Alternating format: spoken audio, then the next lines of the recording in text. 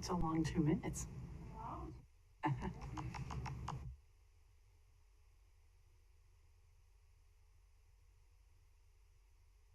Well, Madam President, Commissioners, as we're waiting for another 30 seconds or so, I'd like to start with a personal privilege, if you're okay with that.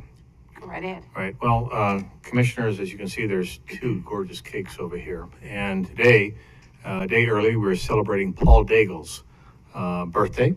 And so after the presentation on our work session, at the break, I'm sure that Paul will be more than happy to cut a whole bunch of pieces for everybody. We have a chocolate German chocolate cake and a carrot cake and such. So he's on vacation, but he came in special today because I lied to him. Just to eat. So cake.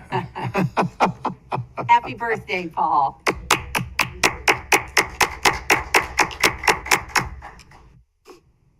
Well, I'm going to look at my watch, and we're going to say it's 5 o'clock at this point. Okay, we'll go ahead and get started. Welcome everyone to our work session. We're going to start off with the Columbia Village Neighborhood Improvement Concept Plan, and we are going to hear from Mr. Edinson Bautista. Welcome, Edinson. Commissioner May.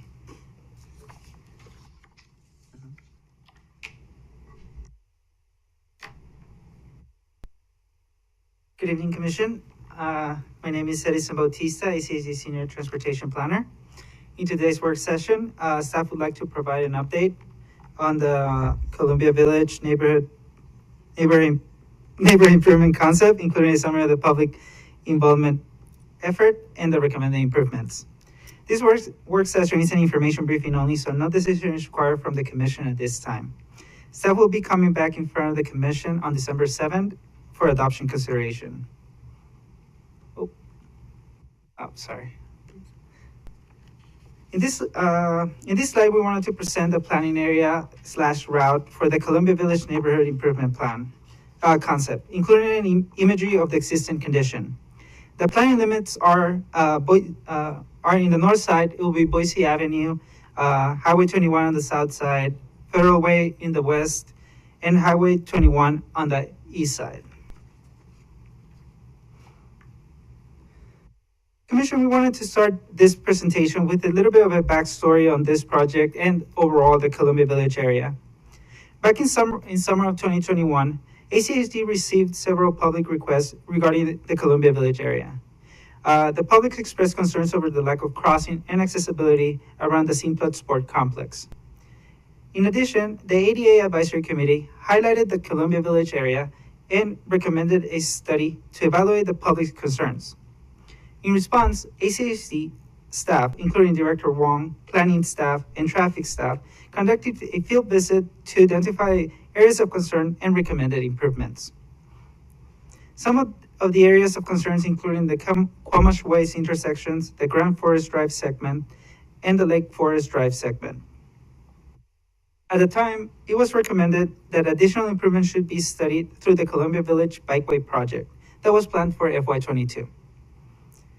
Through the Integrated Fair Work Plan September's work session, the Columbia Village area was highlighted by staff and the ACHD Commission to identify bicycle, pedestrian, and crossing improvements.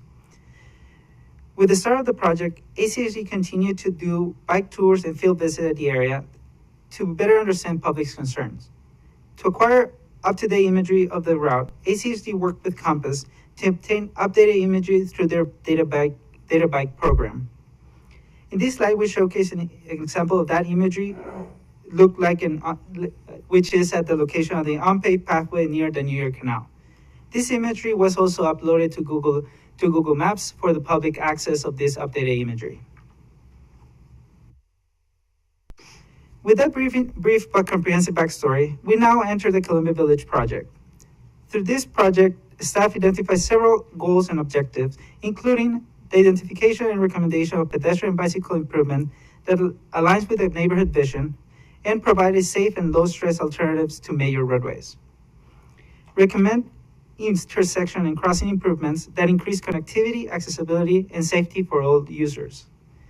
Ensure that existing infrastructure meet with current standards and American with Disability Act standards. And fill up sidewalk gaps in the existing pedestrian network.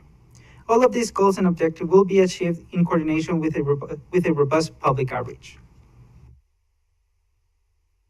The public engagement consisted of several stakeholder meetings with a meeting with the Southeast Boise Neighborhood Association, the City of Boise Parks and Recreation, and the Luboa Junior High School.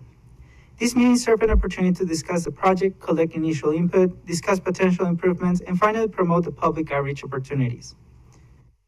Through this project, 2 public involvements were conducted. The first that took place between March 17 to March 31st, where we released an interactive comment map and survey to capture public input on the planning area and surroundings. On the bottom left image, we showcase what that comment map looked like for that first public involvement. For the second public outreach, it took place on between July 14 and July 28, with a virtual meeting taking place on July 21st. During this second effort, a draft of the recommended improvements were presented to the public to collect further input on the alternatives. In the next couple of slides, staff will share some information about this 2 public outreach. With the first public outreach involvement effort, a total of 317 comments were received from 88 participants in the comment map. In addition, we received 3 email comments and 1 written mail. From the total comments received, 79 were related to bicycle improvement, 36 pedestrian improvements, 110 crossing improvements, and 92 other comments. Some of the common themes we heard, including concerns over the Amity Road-Holcomb Road intersection, the unpaved pathway over the New York Canal, requests for more crossing opportunities at Lake Forest Drive and Quamash Way intersection, and traffic concerns around the Simplet Sport Complex. In response to what we heard from the public at the initial outreach, and after reviewing existing condition, a draft concept exhibits were developed by the consultant.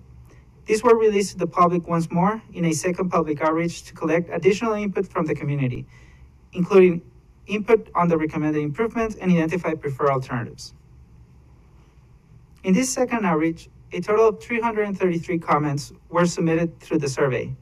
5 members of the public attended a virtual public meeting, and 7 emails were received during this time, and 1 written mail.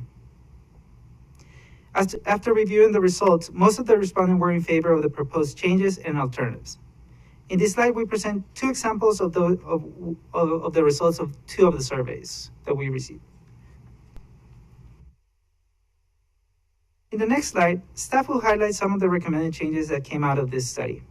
In an effort to create a safe environment for people who live in and travel to this neighborhood, several improvements were identified that complete the existing pedestrian network, improve the existing bicycle facilities, create more safer crossing opportunities, and improve existing intersections. Before starting with the roadway intersection improvement, in this slide, we wanted to highlight some of the overall improvements that are part of this project, including the ACHD branding and wayfinding signs, which branding route has part of the Ada County Bicycle Network and the Low Stress Bicycle Network. The installation of a paved pathway that will be implemented in the existing unpaved path, which will be done in coordination with the City of Boise. An example of the pavement markings like sharrows and bike lanes. And finally, the rectangular rapid flashing beacons, which are planned at Lake Forest Drive. Starting with the roadway improvements, with a comprehensive review of the existing condition and public input, the following safety improvements were identified. For Holcomb Road between Boise Ave and Bergerson Street, the existing facilities has a 2-lane roadway with sidewalk on the west side and a shoulder on the east side, as shown in the image in the slide. After review, the recommended improvements include the installation of a 7-foot sidewalk on the east side and restriping of the roadway to accommodate 5 feet bike lanes. Similarly, Holcomb Road between Amity Drive, it presents a similar configuration with the main difference being the location of the sidewalk, which in this case will be installed on the west side, and the installation of buffer bike lanes. For Lake Forest Drive between Yamhill Road and Quamash Way, the existing facility presented a 2-lane roadway with bike lanes on both sides and on-street parking. After review, it was identified that the north side bike lane is narrow with a width varying between 3 and 3.5 feet, and on-street parking with an average width of 6 feet. To provide a safe environment for all users, staff is recommending the restripe of the roadway to reduce travel lanes to 10 feet to accommodate 4 feet bike lanes and a 7-foot parking lane. Staff is not recommending widening the footprint of this section of the roadway because there will be significant impacts on existing mature trees and the potential needing of installation of a retaining wall on the south side. For Grand Forest Drive, east of Commerce Way, the roadway is identified as a 2-lane roadway with bike lanes on both sides and an on-street parking on the north side. After review, it was found that there was a low usage of the on-street parking, and due to this, and to improve the safety of the cyclists in this area, it is recommending the restripe to remove on-street parking on the north side to accommodate buffer bike lanes along this section of the roadway. This modification was reviewed with the LeBois Junior High School, and no concerns were raised at that time. Now going into the intersection and crossing, 3 major changes are being recommended through this study. First, the Amity and Holcomb Road intersection. This intersection received a significant number of public comments during the first and second public outreach. And after further review, it was identified the need for intersection improvements. 2 alternatives were identified that will be evaluated during the design phase of the project. The alternatives include either a signalized intersection or a roundabout. The second major change is the installation of rapid flashing beacons or RFBs on Lake Hazel Drive at Elysian Place and Mimosa Way. And third, Madam President, Commissioner McKinney. I'm sorry, Edinson, sorry to interrupt. I just have a question here. In looking at the map, it shows Amity Road and Holcomb Road as a 4-way intersection, but these diagrams show a 3-way intersection. Can you help me out? Oh, yeah, I understand. President May, Commissioner McKinney, the north side is the unpaved pathway. It's not an open right-of-way at this moment. It's actually just a 3-lane intersection. So let me make sure I understand then. Amity Road is a through in this intersection. Holcomb Road, it's a T intersection with Holcomb Road. And north from Amity Road north across the New York Canal, that's just going to be a pathway. Correct. Okay, all right, great, thank you. And third, the reconfiguration of the intersection of Commerce Way and Lake Forest Drive and Commerce Way and Grand Forest Drive to remove the free running right and the installation of protected bike lanes and pedestrian facilities. In an effort to accelerate the implementation of the recommended improvements, staff will conduct a phased implementation approach, which will take advantage of currently programmed projects in the area and incorporate many of the recommended improvements.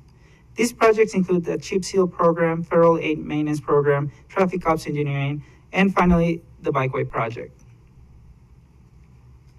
As next steps, staff will release the draft concept for public review from October 27th until December 7th, when staff will come back in front of the commission for adoption consideration. And with this, I conclude my presentation. I'll stand for any questions. Oh, okay. Thank you, Edinson. This is going to be a very, very beneficial project. I'm glad to see that we're moving out to get some more public input. You've got the pedestrian and bike improvements, intersection and crossings, bringing it up to compliance with the ADA, and filling in the gaps. So there's a lot going on in here. So I'm looking forward to hearing what the community has to say as you go back with this new concept. So any questions or comments?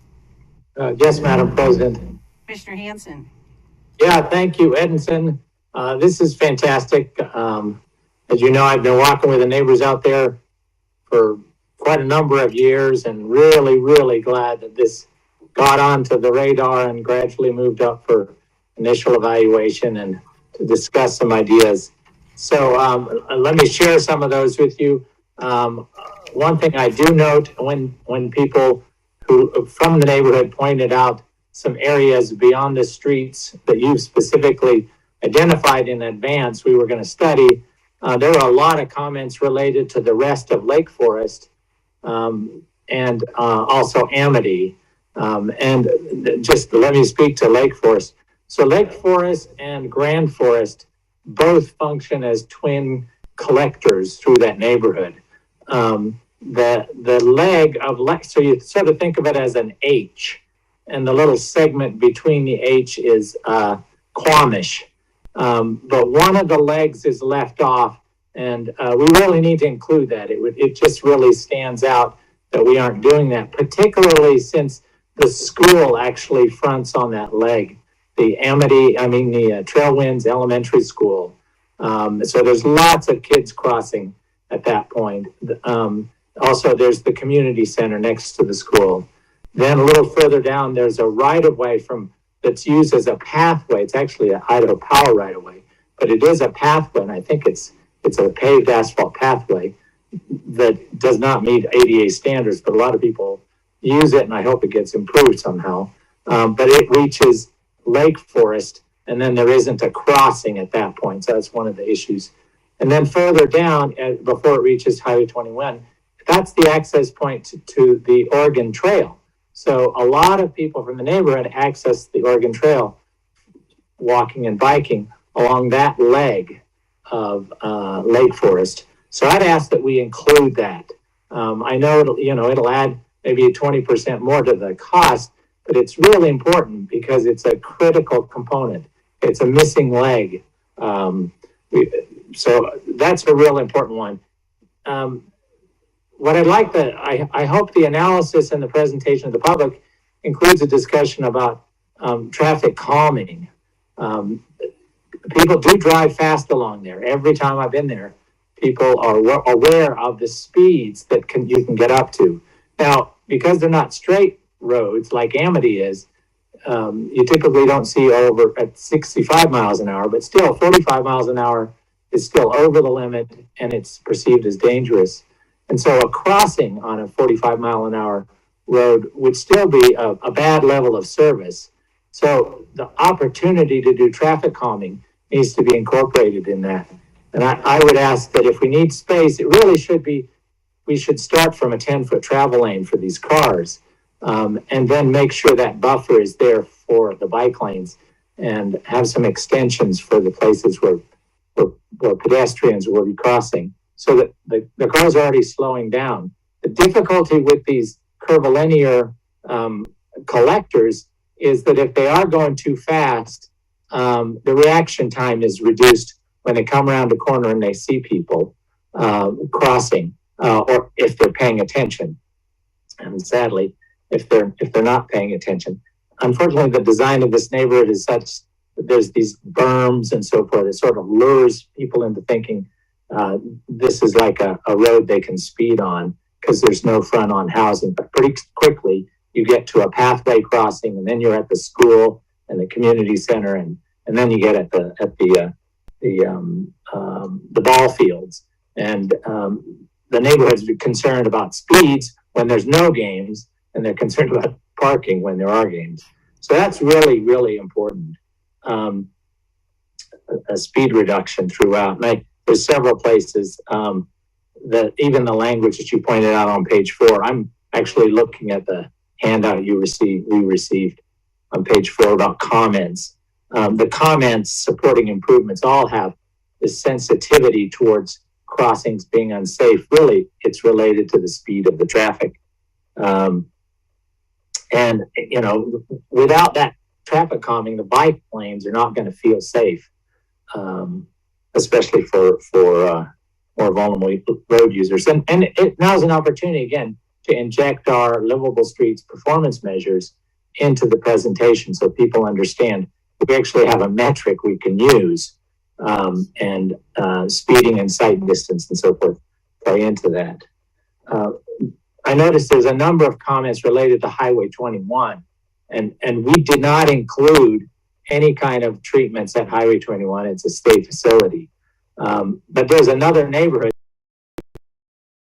that does access the bike lanes in Columbia Village, and a safer crossing at those at that intersection. Right now, there's really only one, and I'm hoping part of the future development south of Highway 21 can include a second collector and then a safe crossing into the neighborhood. And logically, it would be at either Grand Forest or Lake Forest, the other entrance on there. Amity is the other one that we've received, and I walked that. The neighborhood to the north of Amity, that little section of Amity, it's a 2-mile section. Now that's a place where people speed. They come off the hill from Federal Way, and they can easily get over 60 miles an hour.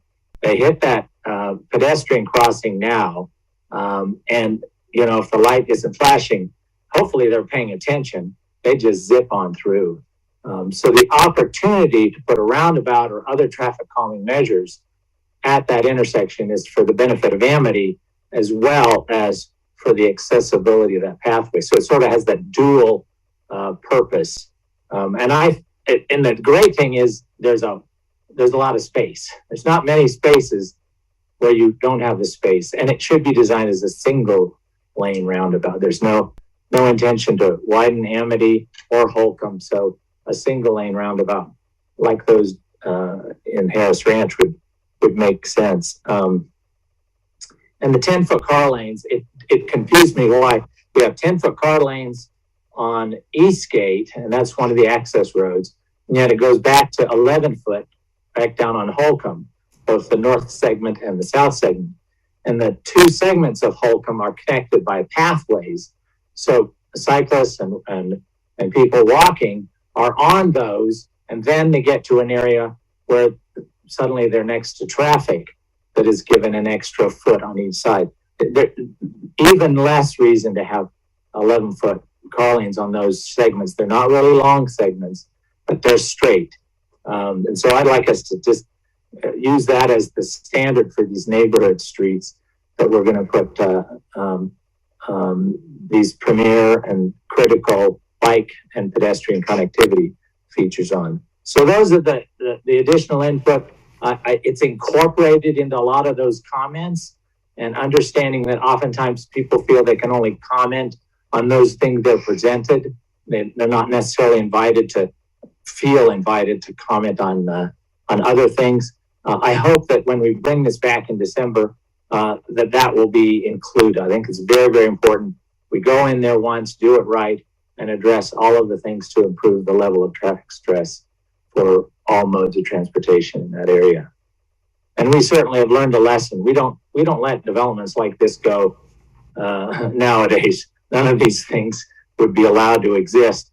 I'm very excited, particularly about getting rid of those free-running right turns on Quamish and Lake Forest and Grand Forest. So, we have to go back and fix it. And the developer's long gone, so everybody has to pitch in to do it.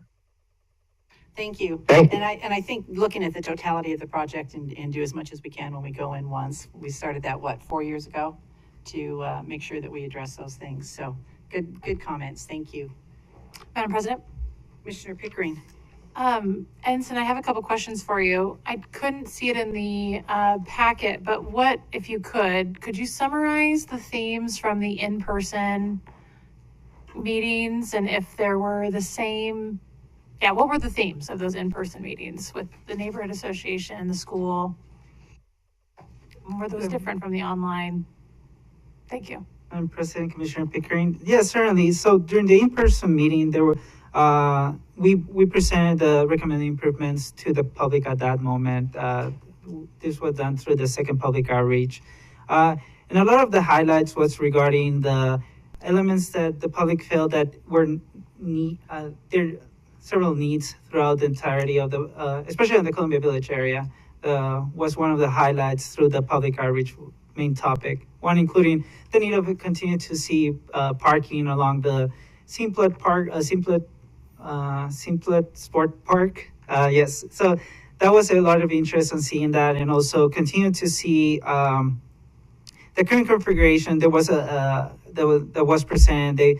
they felt that it was appropriate. Currently, we're recommending 10-foot 10-foot travel lanes, which is something that it raised some concern, but overall the public was in agreement with it. Then the Quamash Way intersection is receiving a lot of traction, but overall a lot of what we heard was involving Amity Road. That was one big area that we heard about, Amity Road and Amity and Holcomb. That was received a lot of attraction during the public outreach effort, and also those events that happened at the Simplot Park. Thanks, Edinson. So I think, could you clarify what the steps are? So we previously had you developed these recommendations and then you met with these folks, or could you refine what those steps are, just so the public knows what they are? Madam President, Commissioner Pickering, yes. So the first through the first public outreach, our effort is to collect public input through a common map and surveys where we ask the public regarding what bicycle pedestrian crossing or other related comments they would like to provide to us for us to consider as part of the process. And then after closing that process, we go back to the table with the project team, define what those recommendations would look like and how we are addressing the public concern. And then we come back in front of the public, we recommend the improvement based on that in public input and analysis of existing conditions. At that point, we present those exhibits, and also we open it up for in a virtual setting for meetings, so for a bigger conversation, addressing questions, concerns at that point. Thanks, Ensign. And I took away, and as someone that's also been around that neighborhood, the speed is the contributing factor to the safety concerns for all users. And I feel like, I don't want to repeat what Commissioner Hansen's shared, but I feel like all of the recommendations he shared in terms of what should be incorporated in this next iteration should be incorporated, in part because those folks and people outside of that neighborhood go to the Oregon trailhead. They interact with Highway 21. So including those destinations is also really, really important, as well as making sure that, and isn't it our policy now that we have 10-foot travel lanes? You mentioned that, that we would have 10-foot travel lanes, but there's inconsistencies in the plan. So is that, or is that not going to be addressed as a result of this plan? President May, Commissioner Pickering. Our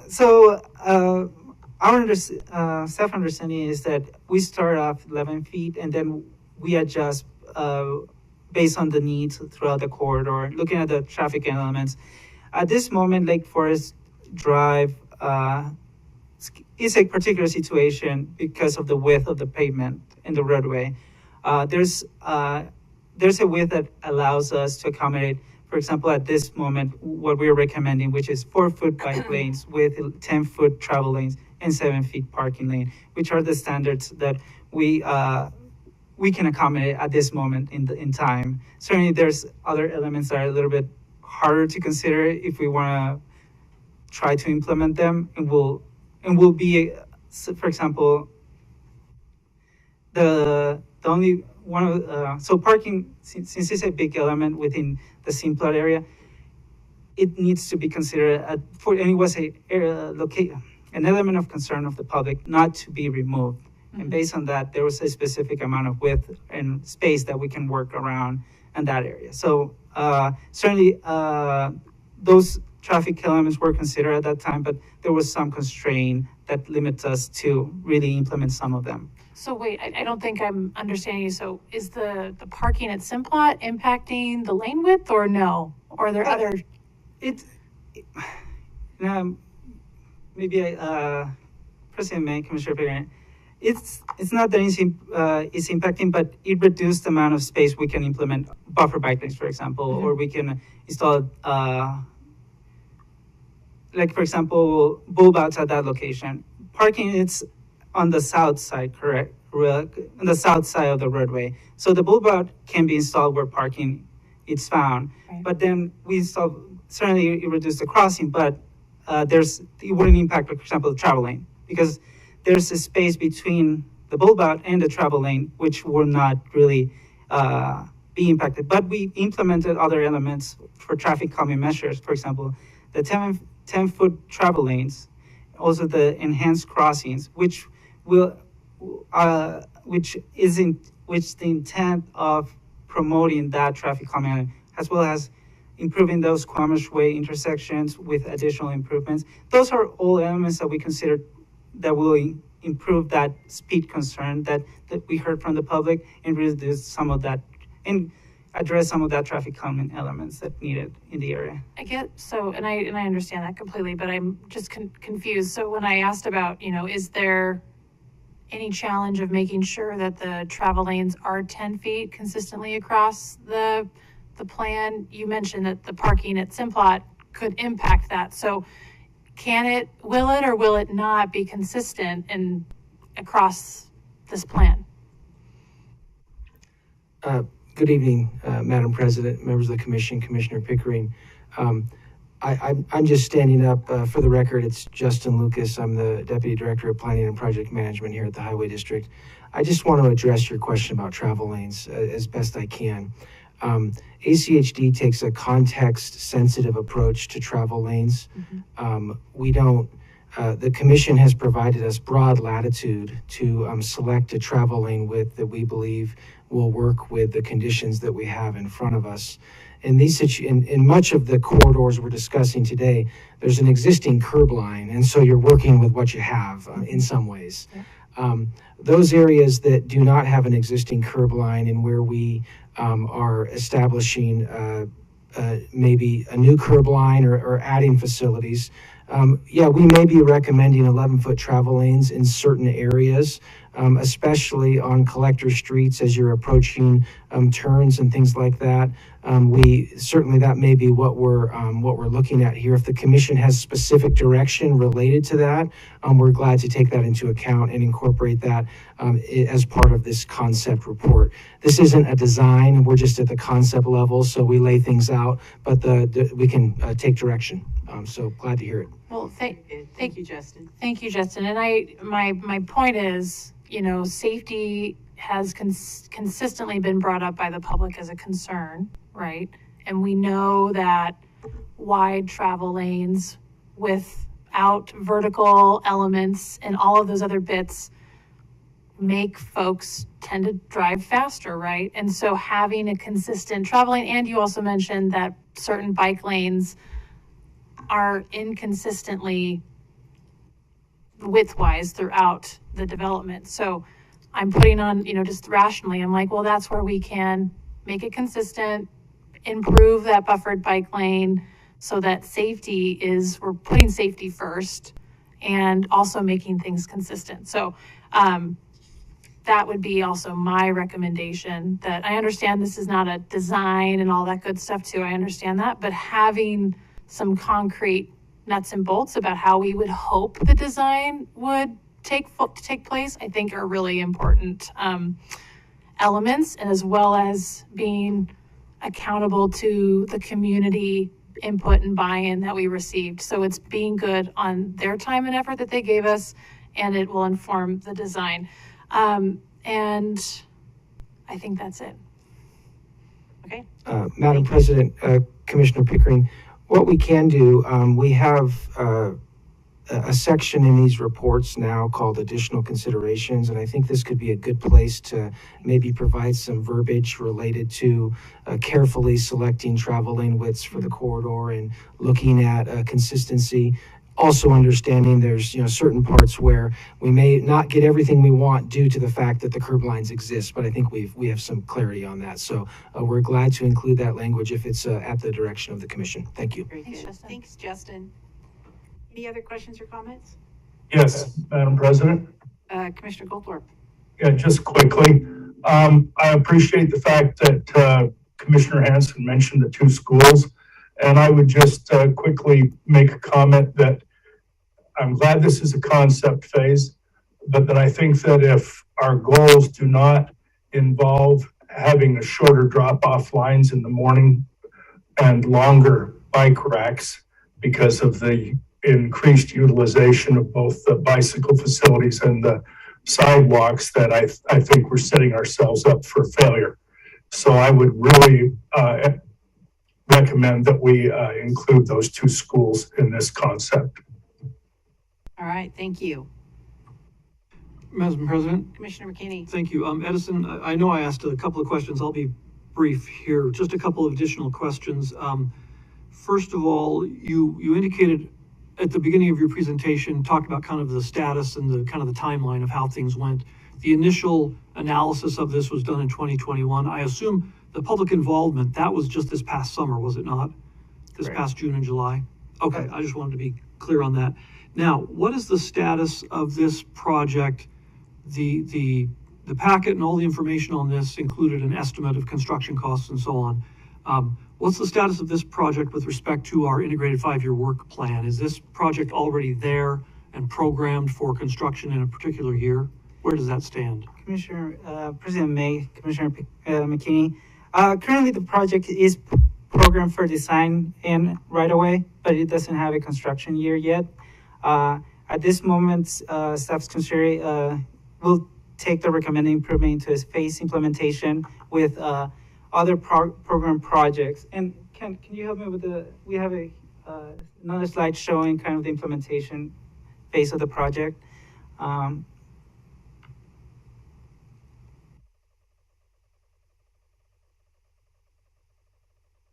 Can you exit out of the presentation? And the very last one, please. Yeah, and we're taking, and like I mentioned during the one of the slides, we're going to take advantage of some of the program efforts that ACHD does throughout the years. For example, that chip seal program in 2023. That's our current plan at the moment, to take some of these improvements and start implementing them through the chip seal program, also the railways and ADA projects in 2025. And finally, any other improvements that are needed to be implemented will take part as part of the bikeway project that is planned for the future. But yes, going back to your question, we have design and right-of-way program at this moment, but the construction is not yet. And so basically, so it's fair to say then, it looks like the project's going to be implemented in a number of separate parts, not all at once. Correct. Is that correct? Okay, good. All right. And then just talk to me about how this relates to the master street map. Are any of the roadways within the project boundaries intended for widening in the immediate future? Does our master street map call for Amity Road, for example, to be widened through this region or not? Are they all, it looks like they're all 2-lane roads at the moment, and they're all going to stay that way, 2 or 3-lane sections, I believe. President May, Commissioner McKinney, yes, you're correct. For the most part, all the roadways that are part of this project and adjacent are not planned to be expanded. For example, Amity Road, right now, I believe it was constrained to 2 lanes, I think, through the CIP process. And most of the other roadways are local or collectors, so it wouldn't be planned for widening at any point of time unless development happen or something like that, but I don't, Okay. not through ACHD. Okay, very good. Thank you very much. I appreciate the presentation. Thank you. All right, thank you. Any other questions or comments? I'd see none. Edison, thank you very much. So Do we have normally some- do not take public comment on work sessions, but we do have somebody signed up, so that would be at your discretion, or if you wanted to wait until the public comment portion of the meeting. It was just one individual. It is just one individual, Okay. Mr. Ricci?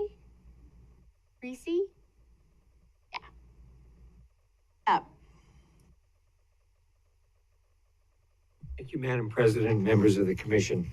My name is Patrick Licecci. I reside within Columbia Village at 6288 South Pepper Tree Avenue. I'll make my comments very brief because I will extend these comments in writing once I've had a chance to fully review the plan. I reviewed the earlier plan.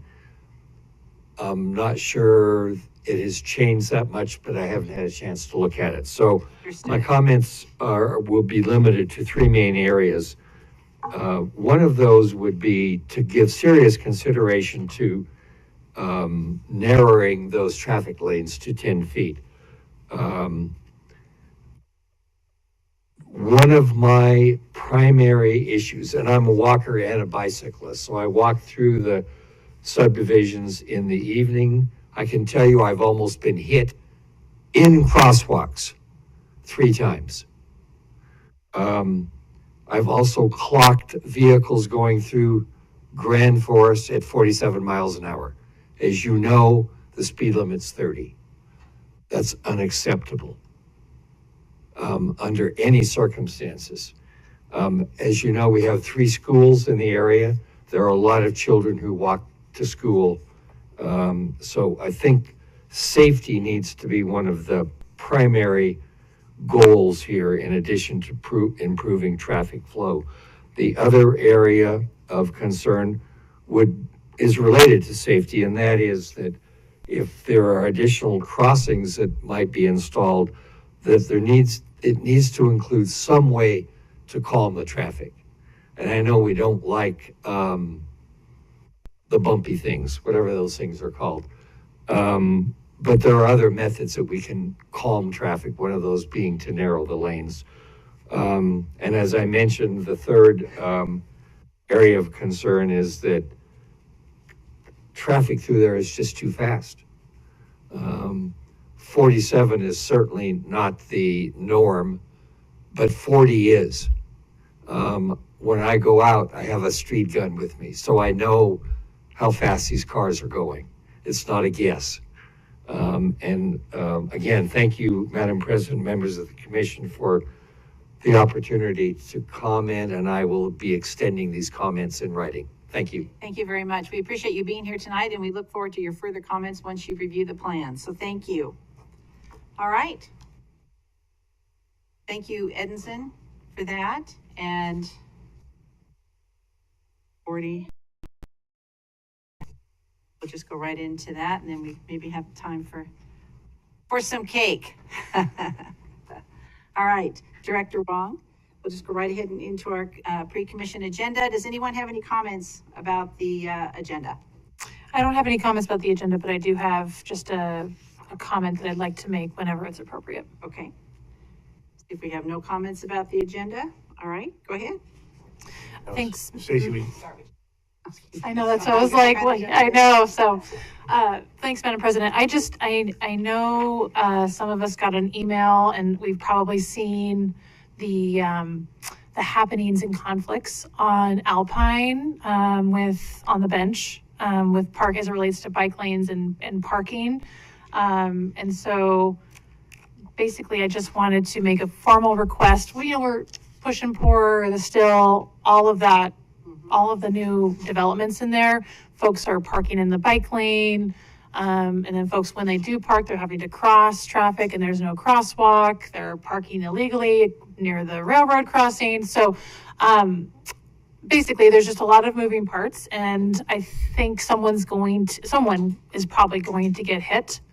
So what I've already been talking to some neighborhood leaders, and my ask of you, Director Wong, would be to bring along some staff when we have a coordinated community meeting with the neighborhood association and those business owners, because we should develop a short-term and long-term solution with their input and buy-in about what they're seeing, and of course we can respond accordingly. Madam President, Commissioner Pickering, absolutely. If you would please put that in writing to me, Absolutely. so I know exactly where and when and how. We'll start on that immediately. Sounds good. And again, we'll coordinate a date, and I'll extend an invitation to you and staff, but just want to make sure that staff can But be if there I to could listen get in. just an outline Of first course. on this as to where. Absolutely. Yeah, absolutely. There was that. You said Elp? Okay, I saw the, okay. Okay. As soon as you said pushing for, that was, yeah. All right, thank you. Any other comments? All right, seeing none, getting used to everybody being so many back on Zoom. All Stacey, right, if you could bring that Director. up, please. Commissioners, I want to very quickly give you the highlights of yesterday's all-staff presentation. There's some very good information there that we shared with the team. Next slide, please. First off, you might see this as a little strange. We still don't know how that person got that car there, but this was something our team reacted to. Next, please. So we had 2 heroes yesterday, and Nate and Forrest immediately rendered aid. They called the railroad department to make sure no trains were coming through the area. They got a hold of 911. They calmed the individual. Again, we still don't know how that person got there. But if it wasn't for them, this could have been more serious. So we recognize them formally as heroes yesterday. Next slide, please. Sustained Spirit Performers, as you know, this was the key group that put together this year's Employee Appreciation Breakfast. They did an amazing job. We formally recognized them yesterday and presented them with the Sustained Spirit Performer accolades that we've developed here at the district. Next, please. From our accounting department, Shalane, she, as you know, we've been going through a very intensive assessment, and as we get to closeout, she processed over 400 invoices over the weekend. And so just tremendous dedication on her part. We presented her with the Sustained Spirit Performers accolades and awards that we do. Next slide, please. And then, as you know, we have had a challenge with our past cleaning crew. The new one is doing absolutely tremendous, but our facilities team came together. They've been doing a tremendous job on just keeping everything running, but they were the ones that picked up the slack when we were in between the two contracts, so we awarded them also Sustained Spirit Performer awards, and again, they're doing a tremendous job. Next, please. Of the quarters, Andrew is from our GIS area. He is an amazing young individual. He jumps in and helps with every issue across the board. We recognize him for this quarter as the staff winner for the quarterly award. Next, please. Cindy is with our broom crew. Cindy's known as the den mother for the broom crew team. She jumps in, helps train. She does some marvelous work in our maintenance operations. So she was awarded of the quarter for maintenance. Next, Matt Deegan, as you know, is in our Development Technical Services. He is responsible for $20 million worth of projects all successfully put together.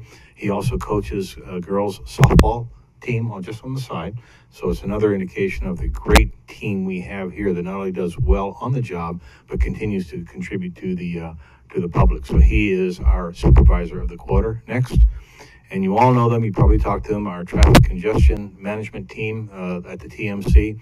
They do an amazing job of coordinating, orchestrating, assisting emergency responders on a day-to-day basis. So they were all awarded of the quarter for our staff. Next slide, please. This is the schedule. I'll go through it very quickly. I highlighted a couple of important ones for all of you. Again, we'd love to have you out at the 17 November Veterans Day Thanksgiving Luncheon. And again, save the date on December 10th for the Christmas party at the Knitting Factory. Next. You've seen some of these. I won't belabor them, but I want to share with the team all the great things they did in this last FY. As you can see, a lot of awards, a lot of recognition. Next. More awards, more recognition. And I will bear your attention. I've shared this with you last week, I believe, but the grants that we've received have been specifically addressed to the input that our team has on a day-to-day basis, looking for all those extra dollars. Next, please. As you all know, we won it all when it came down to the annual rodeo. Next. Highlight this, a tremendous job HR is doing. If you look at the number of positions they filled, this is amazing. In 1 year, we're still short and such, but they're doing just a great job. Moving in the right direction. And I want to thank the commission for all the benefits that you've supported to allow us to do what we're doing when it comes down to bringing people on board. Next slide, please. You'll see a lot of we's there. You saw most of this last week and such, but I will point to, again, the amount of signs, fiber permits, development applications, subdivision pre-cons, and the number of permits that we've issued in 2022. That is absolutely phenomenal. Next slide, please. We've got the best maintenance operation on the planet, as you all know. Those are the number of potholes they did through the entire year within 24 hours of notice, and they're doing a tremendous job of maintaining the 5,313 and growing lane miles we have here in Ada County. One of the things we're very proud of course, our animal rescues on a yearly basis, and they do a tremendous job. I don't know if you all know that we do actually manage 42 ACHD-owned properties with one person doing all that work, so it's a tremendous efficiency for what they're doing. Bike lanes have been improved across the board, and Safe Route to Schools this year, we've completed 12 for a total of 122 since the program started. Next slide, please.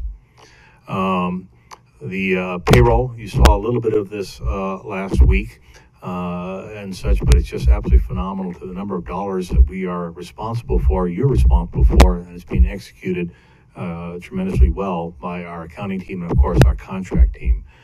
We did share the praises of our commuter ride operation. I'll put them up against anybody. And I did share the last comment with you regarding what we started out with and what we have today. It's been a tremendous journey and tremendous growth. Next slide, please. Bottom line, we've maintained and accomplished all of your current requirements for us when it comes down to operations here at the district. Next. And we'd like to thank all of you for the great support you have given this team throughout the years, and especially this year, a very difficult year, and the additional benefits and incentives that you have agreed to install here at the district. It has made a tremendous impact. It really has. And as we go into FY23, with the economy the way it is, it's going to get a little more difficult, but we're confident we'll be able to meet all the expectations that you give us on a day-to-day basis. So next slide. I always end with this when it comes down to the commission. Thank you. And I truly believe in that comment up there that anything's possible as long as we have the will to make it work and such. So thank you all. And with that, Madam President, Commissioners, I would ask you to take a quick break and have Mr. Dago come out here and cut some of those pieces of cake up and share them with all of the staff here. All right. Madam President, I just have one question. Commissioner Pickering. Director, could you just tell me, and of course, if you don't have the exact number off your top of your head, that's all right, but how many employees do we have now? I'll give you an approximate number. Okay, that's perfect. And if the head of HR doesn't come running up here and beat on me, we're a little below 400. Okay. We have approximately 42, 43 openings, but that includes the new openings at USTIC, which we're building to. My focus right now is on building maintenance. Great news, we have scheduled 10 GEO interviews this week, so we're on the path of getting better. And again, the benefits and incentives that you put forth has been instrumental in making us incredibly competitive in today's environment. And follow up, can you, I mean, I didn't see it in your presentation, but do you have, you listed the number of folks that are utilizing the Percy? We have 262 individuals right now. I'm curious though about the child care benefit that we offered. How many folks are utilizing that one? Approximately. Okay. Thank you, Sherry. And again, a very popular program. I believe it. I'm surprised it's just 20, but that's great. All right. Thank you very much. Start slicing over there, birthday boy.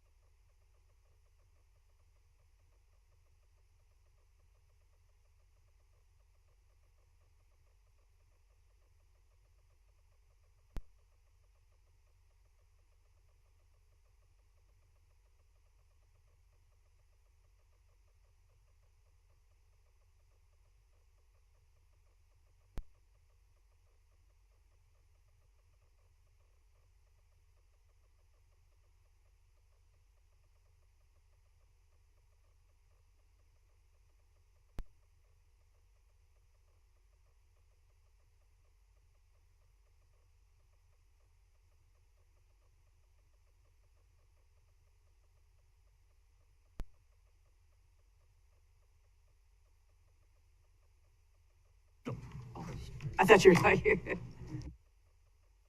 everybody.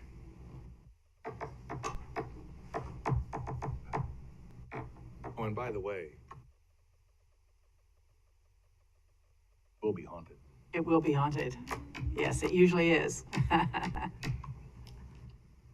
And if you have a pet that you want to bring by, a dog with a costume, first annual contest. Well behaved, right? Someday.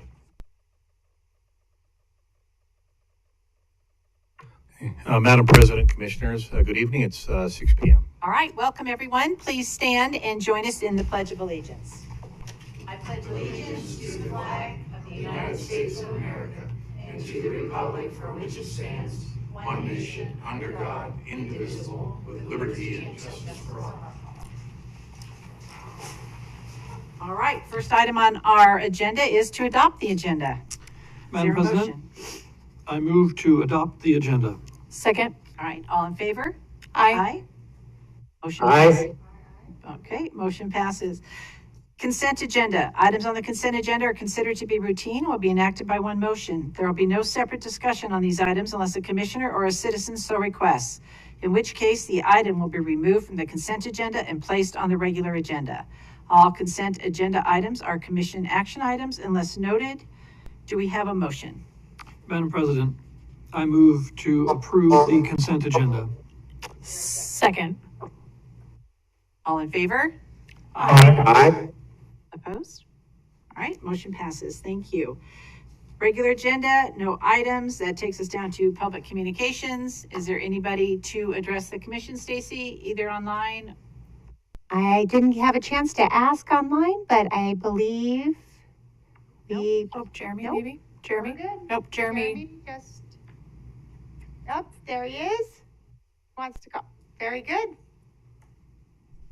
Can you hear me Welcome, okay? Jeremy, we sure can. Welcome. Okay. Madam President, members of the commission, thanks for the opportunity to comment briefly. Jeremy Maxan, I live at 5861 East Playwright Street in Boise, A3716. I'm the executive director of the Living Independence Network Corporation, as well as a chair of the ADA Advisory Committee at ACHD. And I just wanted to comment on the draft Columbia Village Neighborhood Improvement Plan. We're starting to see some good, I think some solutions for pedestrian safety coming out of that plan. I did want to encourage the commission and staff to consider adding in some, and I apologize if some of these crossings already exist. I've driven through Lake Forest and been out all through this particular neighborhood. But if I missed a crossing or one was put in since I have been out there, I apologize. But on Lake Forest, there are a pretty good stretch from Highway 21 until the school, Trailwind Elementary School, that are, I think, absent any marked pedestrian crossings. And there's a couple of really important points along Grand Forest that I think encourage people to cross there. Or Lake Forest, I'm sorry. There is the Kelton Trailhead along Lake Forest. That is a destination point for pedestrians, for residents out there to recreate, to hike. There's also a trailhead at Orchid Way in Lake Forest. And these are in comments that written comments that I submitted. Again, it's quite a distance between those two trailheads. Certainly far enough that a pedestrian would you know, they're going to have to cross somewhere. And so I think putting in some of these marked crossings are going to be really important. There's another trail connection that crosses over Lake Forest between Hollybrook or Hollyhock, I think it's called, and Impatience Place, I think it's called. And that trail also, I think, needs some curb cuts to be brought up to compliance with the ADA guidelines. So I'm just looking at the distance that pedestrians have to travel to get to a safe crossing, and it's significant enough that no one's going to go that far, and they're just going to cross. And so knowing that, I think it's imperative that we are putting in at least crossings that are marked with signs. And if the commission and staff found it appropriate to include traffic calming measures at those locations where it's physically possible, I would not discourage that as well. But at the very minimum, looking at the distance between some of these important destinations and thinking through how somebody, where would you tell your kid to cross to get to that trailhead or whatnot, and there's currently no real safe place to do it. I included some other comments, written comments, but I just wanted to highlight those and just say that those kinds of treatments shouldn't be cost prohibitive. Installing a sign, painting a crosswalk, those are things that have a high amount of payback, a return of investment for safety, and are a low cost to install. And I think might also help calm traffic in and of themselves when vehicles are coming off of Highway 21 and proceeding through on Lake Forest Drive. If they're beginning to get signals that, hey, there's pedestrian crossings, there's people, using these crossings, I think that might begin to also have an effect on vehicles that are traveling fast. And I'm going to echo what other folks have said. Spending time in this neighborhood, folks drive very fast in this neighborhood, very dangerous in some of these areas. I would be very uncomfortable if I had kids and we're sending them out to a neighbor's house or to school on a bike or walking. I would be very, very, very concerned about their safety. I'll leave it at that. Again, my written comments were a letter and they were included in your packet. And I will stand for comments or questions if anyone has any. Thank you. Jeremy, thank you. We always appreciate your input, and we will definitely take those into account. Thank you very much for being here. Thank you. Madam President? Commissioner Hanson? Commissioner Hanson, I just want to thank you, Jeremy, and I failed to thank a couple people who have been educating me for the last 6 or 8 years about that neighborhood. One is a rock star, Danielle Evans. She's the neighborhood leader. She's stuck with the neighborhood association. She's written grants on the multi-use trail down on Amity. She's just amazing, and she just keeps at it. And that's the kind of neighborhood leader we should recognize. And another is Mike Barnett. And actually, Mike, he got me out there. He got you out there, I think, Jeremy. Got several people out there and said, I want you to see this. And because of his advocacy, we put him on our pedestrian advisory committee. So it says, great, we want your enthusiasm helping us. So there's some amazing neighborhood leaders up there. I just want to send them kudos. Absolutely. Thank you. All right. Any other comments? All right. Thank you very much, Jeremy. No other individual one. Okay. There's nobody on. All right. Seeing none, then we are adjourned. Thank you, everybody.